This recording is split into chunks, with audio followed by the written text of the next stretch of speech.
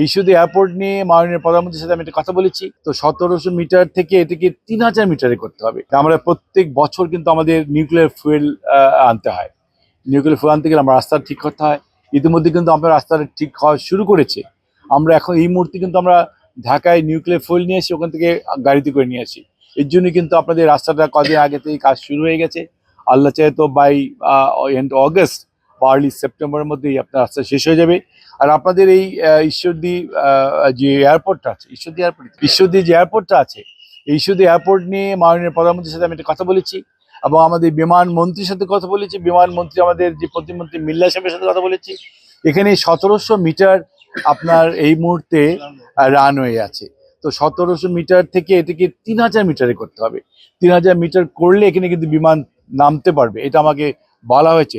ইনশাল্লাহ ইনশাল্লাহ আমরা যেহেতু ওদের নলেজে আছে এবং আল্লাহ চাহে তো মাননীয় প্রধানমন্ত্রীর নলেজে আমরা দিয়েছি, আমরা চেষ্টা করব আপনাদের এই বিমানটা, আমাদের অ্যাকচুয়ালি এই নিউক্লিয়ার প্ল্যান্টের খাতিরেই কিন্তু এটা আমাদের করা উচিত এবং এটা করব বলে আমি মনে করি এবং আমাদের মাননীয় প্রধানমন্ত্রী নলেজে আছে। উনি এটা উনি করে দিবেন ইনশাল্লাহ, নিশ্চয়ই করে দিবেন।